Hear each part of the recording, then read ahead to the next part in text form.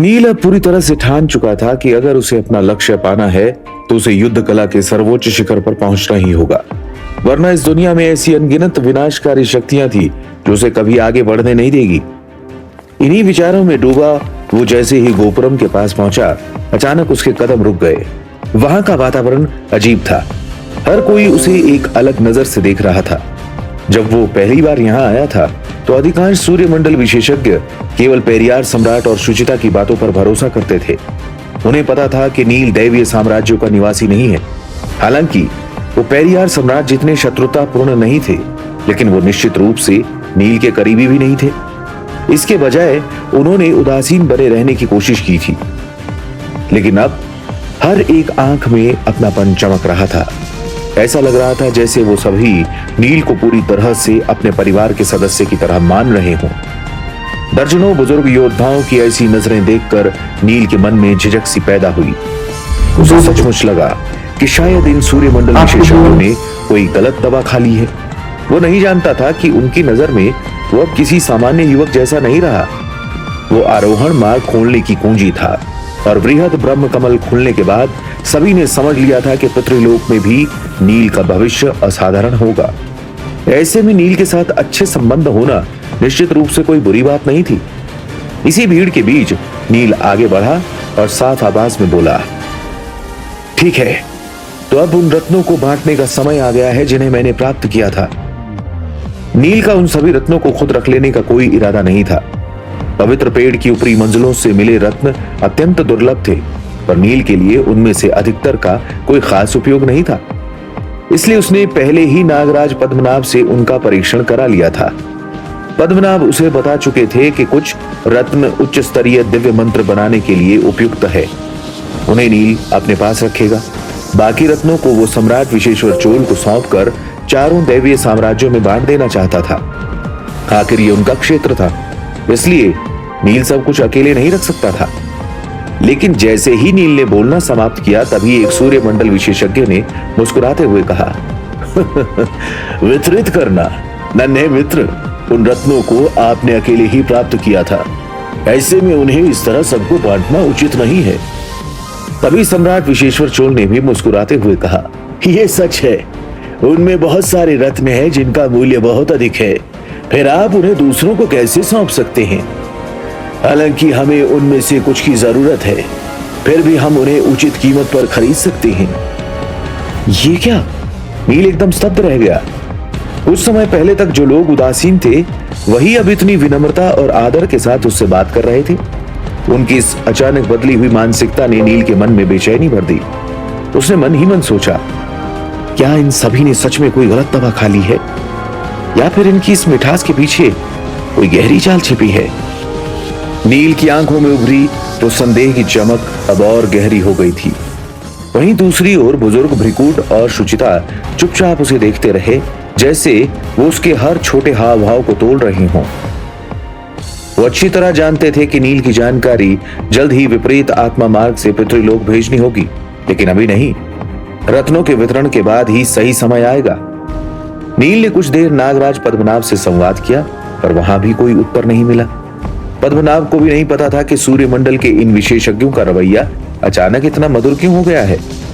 उन्हें क्या पता, ये सब नील के आरोहण मार्ग से जुड़ने के कारण था। खैर, काफी सोचने के बाद नील ने मुद्दे को एक तरफ रख दिया और हल्के व्यंग्य के साथ मन ही मन बोला, अगर ये लोग आध्यात्मिक पत्थर देने को तैयार हैं, तो मुझे क्यों मना करना चाहिए। अगले ही पल नील ने अपनी भंडारण अंगूठी से रत्न निकालना शुरू किया। ऊपरी 3 मंजिलों में भले ही कम रत्न थे, पर हर एक रत्न अनोखा था। इतना कि सूर्यमंडल विशेषज्ञ उनकी झलक भर से बेचैन होने लगे। जब नील ने पहला रत्न निकाला तो भंडारण अंगूठी से बाहर आते ही वो नील की अंगुलियों से पानी की तरह फिसलकर जमीन पर गिर गया। लेकिन वो तरल जल्द ही एक दूसरे के साथ फिर से मिल गया और एक छोटी सी गेंद में बदलकर जमीन पर उछलने लगा। जैसे ही वो रत्न बाहर आया, तभी एक सूर्यमंडल योद्धा ने हंसते हुए कहा, मैं जल के नियम की साधना करता हूं, इसलिए मुझे इस जल स्रोत की आवश्यकता है। क्या मैं इसे 60,000 उच्च श्रेणी के आध्यात्मिक पत्थरों में खरीद सकता हूं? 60,000 उच्च श्रेणी के आध्यात्मिक पत्थर एक बड़ी राशि थी। इसलिए नील ने बिना किसी हिचकिचाहट के हाँ कर दिया। इस तरह से पहला लेन देन ऐसे ही संपन्न हो गया। उसकी अंगूठी में कई कीमती रत्न थे जिनकी कीमत लगभग 50,000 से 1 लाख थी। कुछ तो ऐसे भी थे जिनकी कीमत 2 लाख तक थी। लेकिन सूर्यमंडल के विशेषज्ञ आमतौर पर अमीर होते थे और इस कीमत को आसानी से वहन कर सकते थे।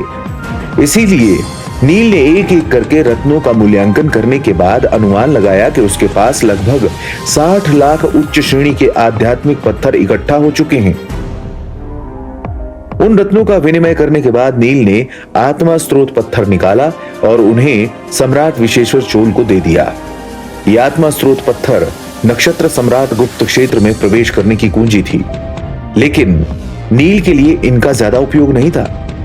उसे केवल यह सुनिश्चित करने की जरूरत थी कि वो खुद भी नक्षत्र सम्राट गुप्त क्षेत्र में प्रवेश कर सके। लेकिन नील अभी भी यह जानना चाहता था कि इन आत्मा स्रोत पत्थरों का उपयोग कैसे किया जाएगा।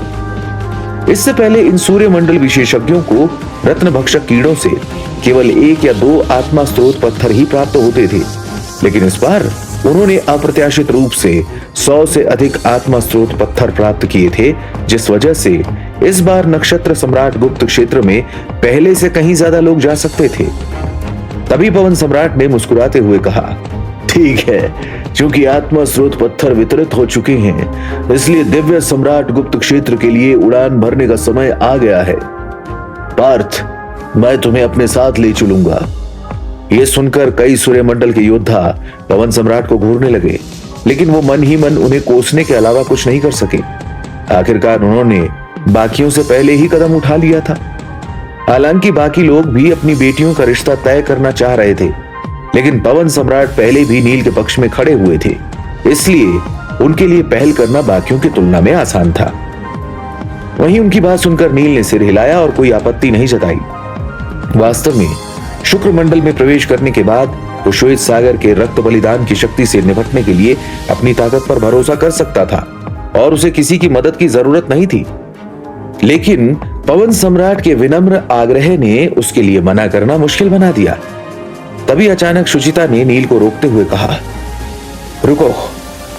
वहीं शुचिता को अपनी तरफ आते देखकर नील ने अपनी बाहें सिकोड़ ली। यह महिला दैवीय साम्राज्यों में उसकी एकमात्र दुश्मन थी और इसी की वजह से पेरियार सम्राट ने उसे निशाना बनाया था। क्या बात है? नील ने उदासीन स्वर में पूछा। लेकिन शुचिता मुस्कुराई और अचानक अपने हाथ से एक चौकोर बैंगनी क्रिस्टल निकाला और उसे नील के सामने कर दिया। उस क्रिस्टल को अपने सामने देखकर नील ने सतर्कता से पूछा, इसका क्या मतलब है? लेकिन उसका सवाल सुनकर शुचिता ने शांति से उत्तर दिया, डरो मत, यह सिर्फ तुम्हारी छवि को संरक्षित कर रहा है। छवि को संरक्षित कर रहा है? लेकिन क्यों? नील ने थोड़ी हैरानी से पूछा। दरअसल शुचिता के हाथ में जो क्रिस्टल था वो चलचित्र पटल बनाने के लिए उपयोग होने वाले रत्न के समान था, लेकिन वो छवियों को सुरक्षित करने के बाद उन्हें विपरीत आत्मा मार्ग से पितृलोक में भी भेज सकता था। अब चूंकि दैवीय साम्राज्य में एक ऐसा योद्धा प्रकट हुआ था जिसने वृहद ब्रह्म कमल को सक्रिय किया था और कुल 35 पंखुड़ियां खोली थी, तो शुचिता को यह जानकारी पितृलोक में भेजनी ही थी।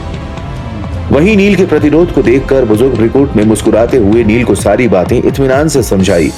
तब जाकर उसे आखिरकार समझ में आया कि उसके प्रति सूर्यमंडल के विशेषज्ञों का रवैया अचानक क्यों बदल गया था। तभी नील ने मन ही मन सोचा, लेकिन ये बुजुर्ग रिक्रूट पितृलोक में मानव जाति की किस शाखा से संबंधित है? क्या वो मृणालिनी की शाखा से है या फिर वो पितृदेव देवांतक की शाखा से है? लेकिन नील ने कुछ नहीं पूछा। आखिरकार वो कभी पितृलोक में नहीं गया था और उसे वहां की मानव जाति की ताकत के बारे में स्पष्ट समझ भी नहीं थी। ऐसे में उसके लिए मूर्ख बने रहना बेहतर था। खैर, शुचिता का काम होने के बाद पवन सम्राट ने अपनी आस्तीन लहराई और आध्यात्मिक शक्ति की एक धारा ने नील, युवराज शाश्वत और राजकुमारी श्रुतिका को लपेट लिया। फिर उन्होंने महसूस किया कि एक शक्तिशाली आभा उन्हें आकाश में खींच रही है और श्वेत सागर के ऊपर उड़ रही है। इसके बाद बाकी सूर्यमंडल विशेषज्ञ भी उड़कर जाने लगे। राजकुमार योगेश, युवराज दुर्गेश तथा कुछ और लोगों को भी साथ ले जाया गया। लेकिन हर कोई दिव्य सम्राट गुप्त क्षेत्र में प्रवेश करने के योग्य नहीं था। वास्तव में इससे पहले केवल कुछ सूर्यमंडल विशेषज्ञ ही दिव्य सम्राट गुप्त क्षेत्र में प्रवेश कर पाते थे। ऐसा इसलिए था क्योंकि उनके पास केवल कुछ ही आत्मा स्रोत पत्थर थे। लेकिन इस बार आत्मा स्रोत पत्थर की संख्या अचानक कई गुना बढ़ गई थी। इसलिए सूर्यमंडल के विशेषज्ञों के अलावा कुछ युवा पीढ़ी को भी साथ ले जाया जा सकता है, पर यह केवल दैवीय साम्राज्यों के युवराजों और राजकुमारों तक ही सीमित था। बाकी दैवीय श्रेणी के प्रतिभाशाली योद्धा केवल घर लौट सकते थे। इस समय नील पवन सम्राट की आध्यात्मिक शक्ति में लिपटा हुआ आकाश में उड़ रहा था। पवन सम्राट ने भी इस अवसर का लाभ उठाकर नील से सभी प्रकार की बातें की। एक दैवीय साम्राज्य के सम्राट के रूप में वो नील की पृष्ठभूमि के बारे में पूछ रहे थे। हालांकि नील उनके सवालों से थोड़ा हैरान था, फिर भी उसने एक एक करके सभी सवालों का जवाब दिया। पर जब पवन सम्राट ने अचानक नील से पूछा कि क्या वो शादीशुदा है, तब जाकर नील को एहसास हुआ कि सम्राट का क्या मतलब था। उसने कनखियों से अपने बगल में खड़ी राजकुमारी श्रुतिका पर नजर डाली, लेकिन इस समय राजकुमारी श्रुतिका ने अपना सिर नीचे कर लिया और उसके कान लाल हो गए। इसके बाद नील ने मुस्कुराते हुए जवाब दिया, मैं शादीशुदा नहीं हूं, पर मैंने पहले ही किसी से वादा किया है। नील की राय में जब वो मध्य क्षेत्र में वापस जाएगा तो वो अपना वादा पूरा करेगा और दिव्यांशी के साथ विवाह करेगा। नील का जवाब सुनकर पवन सम्राट ने थोड़ी निराशा प्रकट की। वो अपनी बेटी के लिए विवाह की व्यवस्था करना चाहते थे। हालांकि किसी व्यक्ति के लिए एक से अधिक पत्नियां और उपपत्नियां रखना सामान्य बात थी। यहां तक कि उनके अंतःपुर में भी 100 से ज्यादा महिलाएं मौजूद थी। लेकिन दैवीय साम्राज्य की राजकुमारी आम लोगों की तरह किसी की उपपत्नी नहीं हो सकती थी। हालांकि पवन सम्राट अभी भी अपने आप में बड़बड़ा रहे थे, जिससे श्रुतिका का चेहरा गुस्से से भर गया था। वो हमेशा अपने पिता के सामने आज्ञाकारी रही थी, लेकिन जब उसके पिता ने उसके सामने विवाह संबंधी बात की तो वो इसे और सहन नहीं कर सकी। इसके अलावा जब उसने सुना कि नील ने पहले ही किसी से वादा कर लिया है तो वो थोड़ा निराश हो गई थी। तभी उसने बड़बड़ाते हुए कहा, पिताश्री, इन चीजों के बारे में मत पूछिए। पवन सम्राट के चेहरे पर अभी भी एक दयालु मुस्कान थी और उन्होंने शांति से कहा, पूछने में क्या बुराई है, आखिर मैं तुम्हारे बारे में ही सोच रहा हूं। ये सुनकर श्रुतिका ने अपने पिता को गुस्से से घूरा और उसकी आंखों में एक जटिल अभिव्यक्ति प्रकट हुई।